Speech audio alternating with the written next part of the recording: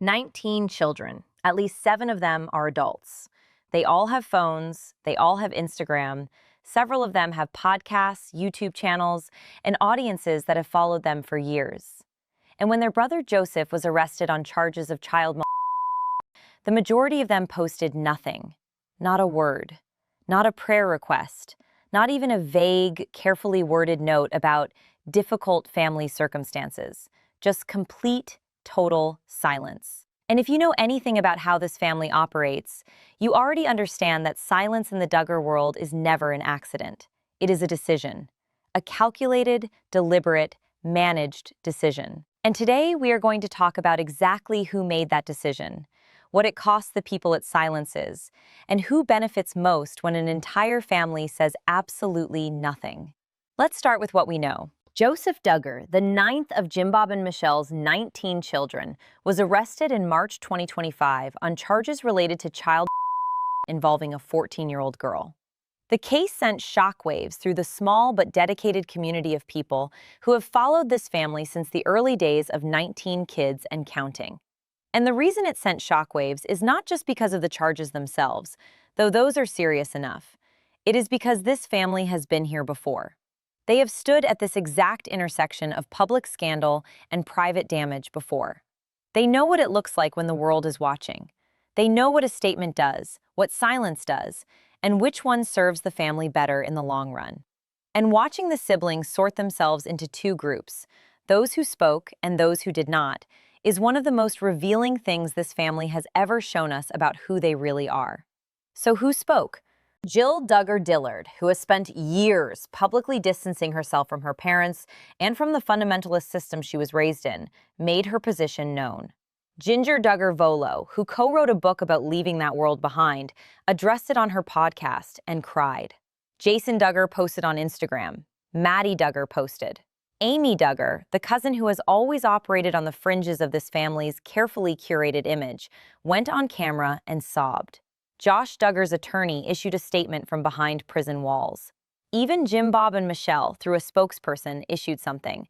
The family machine produced words. Some of those words were measured. Some of them were careful. Some of them were almost immediately deleted and reposted. But words existed. And then there were the others. Joyanna Forsyth, Jana Wisman, Josiah Duggar, John-David Duggar. Adults in their late 20s and early 30s. Parents, public figures, people with tens of thousands of followers who tune in regularly to see pictures of their children, updates on their home projects, reflections on their faith. People who have proven repeatedly that they know how to use a phone and a platform. And on this, on their brother's arrest, on the charges, on the 14-year-old girl at the center of it, they posted nothing. And that nothing is what we need to talk about. Joyanna is the 10th Duggar child. She married Austin Forsyth, and they have been one of the more active Duggar branches on social media in recent years. What makes Joyanna's silence particularly striking is that she has already demonstrated she is capable of making a public statement about Josh. When Josh Duggar was convicted on federal child pornography charges in 2021, Joyanna and Austin released a statement saying they agreed with the judicial system's verdict. She found words then. She chose them carefully, but she used them. She stood in front of the public and said something on the record. So the question is not whether Joyanna is capable of speaking. She has proven she is. The question is why this time, with Joseph, she chose not to. And the answer gets more complicated when you factor in what was happening in her household at the same time. Austin Forsyth wrote a letter to Joseph while he was in jail. That letter was obtained by the media. It was a letter of support. So you have a situation where Joyanna's husband is privately supporting the brother who has been accused of molesting a child, and Joyanna herself is publicly saying nothing. That is not a household that has not discussed this. That is a household that has very deliberately divided its public face from its private position. And that division is not accidental. That is management. Jana Duggar Wisman is the oldest Duggar daughter, and for years, she was the one the public watched most closely. The one who stayed home the longest, who didn't marry until 2024, who seemed to exist slightly outside the rhythm of the family's carefully orchestrated narrative. Jana married Stephen Wisman in August 2024. She welcomed her first child, a son named Archie, on December 30th, 2025. She is a new mother. She has a platform. She has been a public figure since she was a teenager, and she has said absolutely nothing about her brother's arrest. Now, here is why that matters beyond the obvious. Jana Duggar was in that house in 2003 when Josh Duggar was abusing his sisters. She was one of the older children who knew. She watched her family handle that revelation internally, quietly, through the framework of the system they were raised in. She watched her sisters carry that for years before the public ever found out. She knows, more than almost anyone in this family, what silence costs the person it is supposed to protect. And she knows it does not protect the person you think it does. It protects the system. It protects the adults. It protects the institution. And knowing all of that, Jana has chosen silence again. That is a choice weighted with history. And the weight of it is not something you can just scroll past. Josiah Duggar is the 8th child. He married Lauren Swanson in 2018, they have children, and he maintains an active social media presence. He posts about his family, about his faith, about his life. He is not a ghost. He is a person who knows how to communicate publicly. And yet on this, he has offered nothing. No statement, no post, no quiet comment slipped into a story about something else. Josiah has been entirely absent from this conversation. John-David Duggar, Jana's twin and the 4th Duggar child, is in the same category. He married Abby Grace Burnett in 2018, and they welcomed their 3rd child, a baby girl, in February 2026. A new baby in February. A brother was arrested in March. And John-David has said nothing. His twin sister has said nothing. The 2 oldest Duggar children who could speak without it being a family earthquake have both chosen to disappear from the public record on this topic entirely. Now, if you want to understand why, you have to understand the world this family was raised in. Jim Bob and Michelle Duggar did not just raise their children in a conservative Christian home. They raised them inside a very specific ideological framework developed by an organization called the Institute in Basic Life Principles, or IBLP, founded by Bill Gothard. IBLP has a concept at the center of its teaching that is called the umbrella of authority. The idea is that every person in a family exists under the authority of someone above them. Children under parents, wives under husbands, and everyone under God, and that operating outside that authority structure, especially by exposing family matters to outsiders, is a form of spiritual rebellion. It brings consequences. It fractures the covering. And inside that world, speaking publicly about your family, especially in a way that could be seen as critical or damaging, is not just disloyal. It is sinful. It has eternal weight. The siblings who did speak, Jill, Ginger, Jason, Amy, are notably the ones who have most publicly and explicitly moved away from IBLP. Jill has described the organization as fostering a cult-like environment. Ginger wrote an entire book about leaving it behind. The correlation between the siblings who deconstructed and the siblings who spoke is not a coincidence.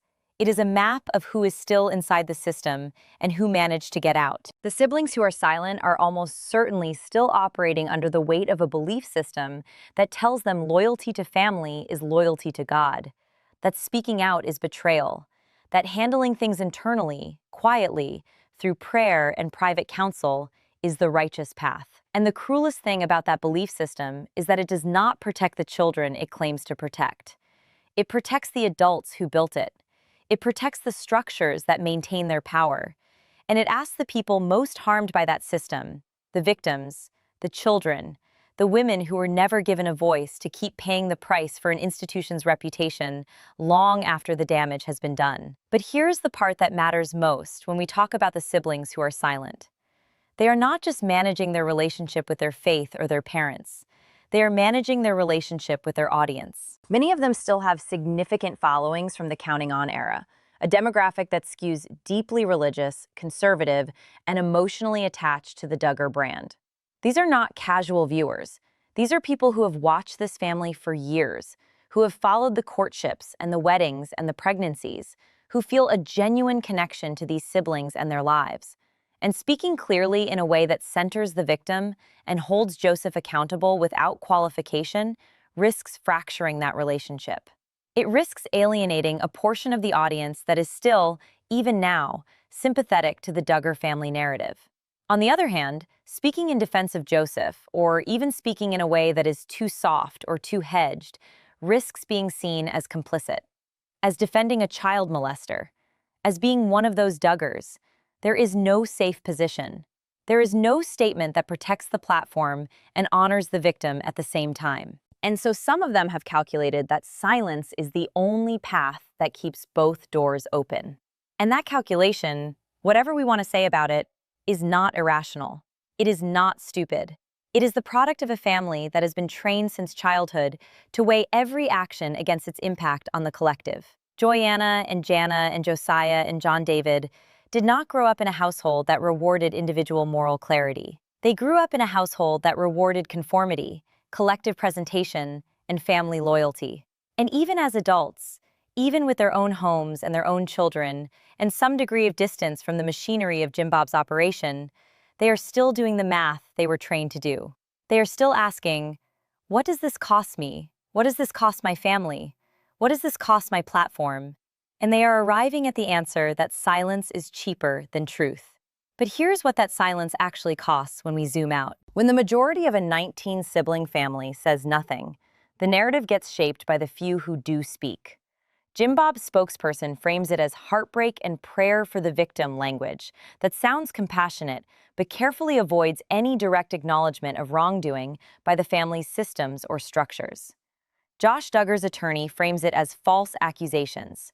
Jessa Seawald's carefully worded and revised statement frames it as profound grief for everyone involved.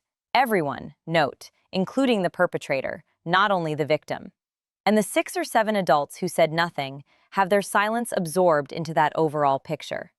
Their absence becomes part of the wall. Their non-statement becomes part of the message, which is, the family is suffering, the family is praying, the family is not divided on this. And that message is a lie. But it is a very effective lie, because the people who could contradict it have chosen not to. Not one of the silent siblings has publicly said that what happened to this child was wrong.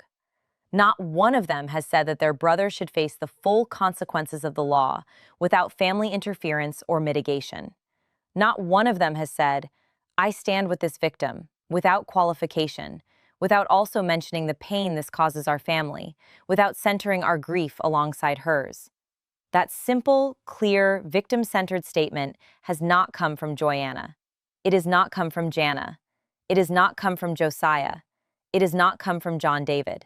And the absence of that statement is not neutral. It is a wall built from omission, a wall that tells a 14-year-old girl that the adults in this family are still choosing the system over her. Now consider for a moment what would change if even one of them spoke. Not in a hedged, carefully managed way. Not in the style of a statement drafted by a PR team that has been through crisis management before. But clearly, publicly. In plain language that puts the victim first and the family's feelings second. It would fracture the narrative completely. It would tell the world that the Duggar family is not a unified front. It would demonstrate that Jim Bob's system of control, the one that has kept this family together and on message through scandal after scandal, is not as airtight as it looks. It would give permission not just to fans watching from the outside, but to people inside that world, inside that community, inside those churches and homeschool networks and IBLP-adjacent circles, to name what they know, to say what they have been trained not to say. One clear statement from Jana Duggar Wisman, who was in that house, who knows what silence does and who it hurts, would carry more weight than almost anything else that could come out of this family right now. And she knows that, which is part of what makes the silence so heavy. There is something else worth naming here. The Duggar family's relationship with silence around abuse is not a new problem. It is a decades-long pattern. When Josh Duggar's abuse of his sisters was first reported in 2015, the family's initial public response was to minimize, to contextualize, to wrap it in the language of forgiveness and redemption without ever truly centering the sisters who were harmed. It took years, and Jill and Ginger's own public testimony before the public got a picture of what that silence had actually cost those girls. And now, 10 years later, We are watching the same pattern begin again. A new set of accusations, a new victim, and a family that has decided mostly to say nothing and wait for the news cycle to move on. The question is whether it will work this time the way it has worked before. And the answer to that question depends at least partly on whether the silent siblings stay silent. Here's what we know about this family after years of watching them navigate exactly these kinds of moments. The ones who are still inside the system will protect the system. The ones who have gotten out will speak. And the distance between those two groups, the gap between Jill Duggar Dillard, who has given interviews and written books and publicly challenged her parents, and Joanna Forsyth, who went to her brother's criminal trial and then said nothing when another brother was arrested for the same category of crime. That distance is the distance between freedom and loyalty, between clarity and survival. And you cannot fully judge someone for choosing survival when the cost of the alternative is losing everything they have ever known. But you can name what that choice costs other people. You can name what it means for a 14-year-old girl to look at a family of 19 children and find that most of them have decided her story is not worth a post, not worth a statement, not worth even the vague and carefully worded acknowledgement that she exists and that what happened to her was real. You can name the fact that the Duggar family's silence is not just a personal choice. It is a cultural artifact.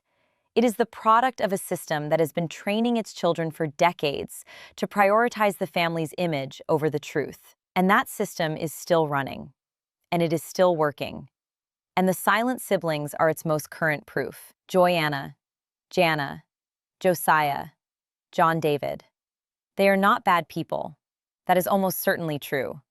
They are people who were raised inside something that most of us will never fully understand from the outside world, with its own rules, its own consequences, its own definition of what it means to be loyal, to be faithful, to be good. And inside that world, what they are doing makes a kind of terrible sense. Silence is not cruelty. It is compliance. It is the outcome of a system that told them, from before they could read, that the family comes first and the outside world does not get to know your business. That talking is a weakness. That staying quiet is faithfulness. But compliance is still a choice. And the cost of that choice is being paid right now by someone who is not a Duggar, who did not grow up in that house, who did not get to learn the rules of that world before she entered it. A 14-year-old girl who is somewhere watching this family decide, in real time, how much her story is worth. And the answer that Joanna's silence gives her, and Jana's silence, and Josiah's silence, and John-David's silence, the answer is the same one this family has been giving victims for over 20 years. It is not the answer any of them should be proud of. And it is not the answer that gets to stay quiet forever, no matter how much the system depends on it. Because here is the thing about silence. It does not last. It never has. Jill Duggar spent years saying nothing, and then she wrote a book. Ginger spent years protecting the family narrative, and then she cried on a podcast. The truth about Josh Duggar came out in 2015 after years of careful management and strategic silence. It came out again in 2021 when he was arrested on federal charges. And every time this family thought the silence was holding, something broke through. Someone talked. Something leaked. A letter was obtained by the media. An attorney filed something that became public record. The silence is always temporary. The truth is always patient. And the question for Joanna Forsyth and Jana Wisman and Josiah Duggar and John-David Duggar is not whether they will eventually have to reckon with what their silence meant. The question is whether they will choose to reckon with it now, while it might still matter to the person who needs it most, or whether they will wait until the reckoning comes for them on someone else's terms. A 14-year-old girl is waiting, and the clock on the Duggar family's silence is running.